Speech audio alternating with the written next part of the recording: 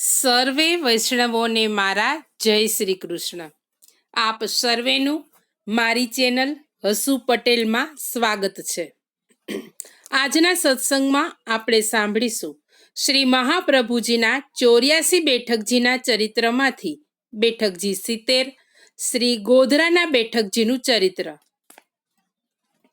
મારી ચેનલમાં જો કોઈ નવા હોય તો મારી ચેનલને સબસ્ક્રાઈબ કરજો અને આ વિડીયો લાઈક અને શેર કરજો, જેથી કરી અન્ય વૈષ્ણવો પણ સત્સંગનો લાભ પ્રાપ્ત કરી શકે.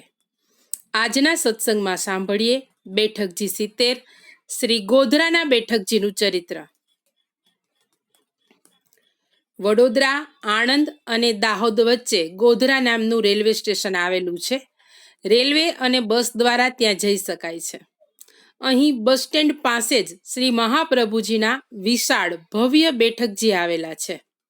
અહીં શ્રી ગુસાઈજીના અને શ્રી ગોકુલનાથજીના બેઠકજી પણ બિરાજે છે.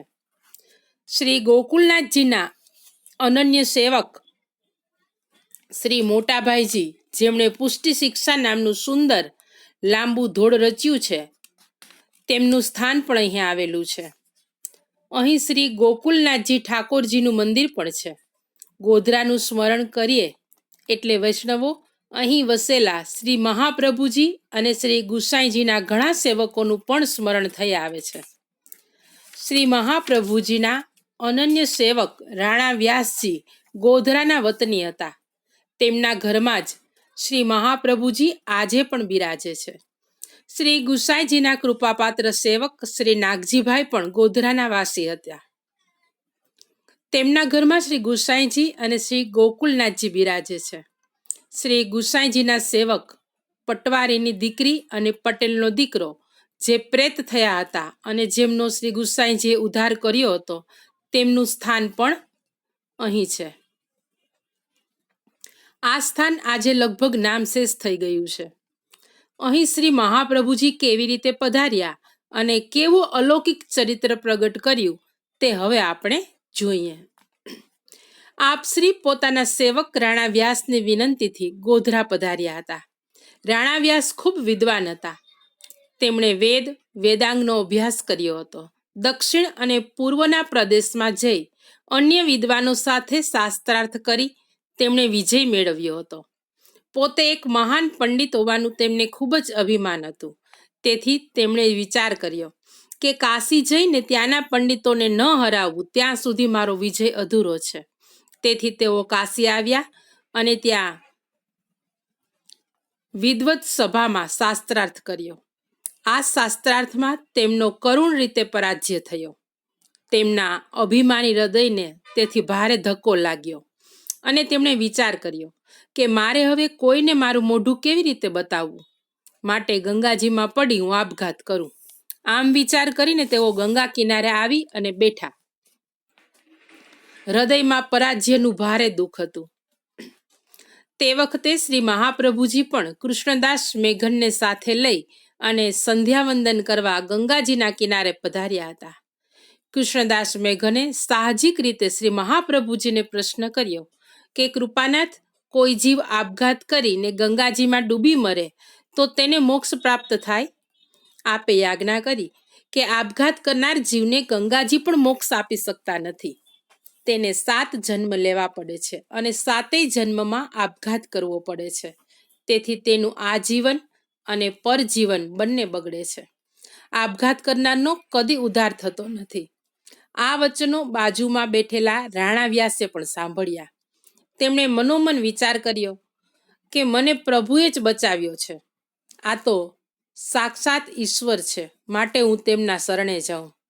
આપઘાતનો વિચાર માંડી વાળી રાણા વ્યાસ શ્રી મહાપ્રભુજી પાસે આવ્યા અને વિનંતી કરી કે કૃપાનાથ, આપ સાક્ષાત ઈશ્વર છો. આપે મને આપઘાત કરતો બચાવ્યો છે, માટે મને સેવક કરો. રાણા વ્યાસે પોતાની સર્વ હકીકત શ્રી મહાપ્રભુજીને કહી. ત્યારે આપે આજ્ઞા કરી કે તમે પૂરા અજ્ઞાની છો. જીવતા હશો તો પાછો વિજય મળશે, માટે જાઓ, શ્રી ગંગાજીમાં સ્નાન કરીને આવો. આપ શ્રીએ શરણે લઈ ચતુશ્લોકી નામનો ગ્રંથ શીખવાડ્યો. આ ચતુશ્લોકી ગ્રંથમાં શ્રી મહાપ્રભુજીએ પુષ્ટિ માર્ગીય વૈષ્ણવોના 4 પુરુષાર્થ ધર્મ, અર્થ, કામ અને મોક્ષ સમજાવ્યા છે. પુષ્ટિ માર્ગીય વૈષ્ણવ માટે ધર્મ, અર્થ, કામ અને મોક્ષ જુદા જુદા નથી, પરંતુ એક જ છે, અને તે છે ભગવત પ્રાપ્તિ, ભગવત સેવા, ભગવત સ્મરણ અને ભગવત શરણ. આપ શ્રીએ રાણા વ્યાસને આજ્ઞા કરી કે કાલે ફરીથી વિદવત સભામાં જાઓ, ત્યાં તમારો વિજય થશે. બીજા દિવસે રાણા વ્યાસ શ્રી મહાપ્રભુજીને દંડવત કરી સભામાં ગયા.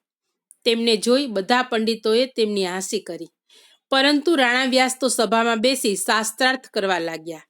તેમણે આજે એક પછી એક બધા પંડિતોને નિરુત્તર કરી દીધા.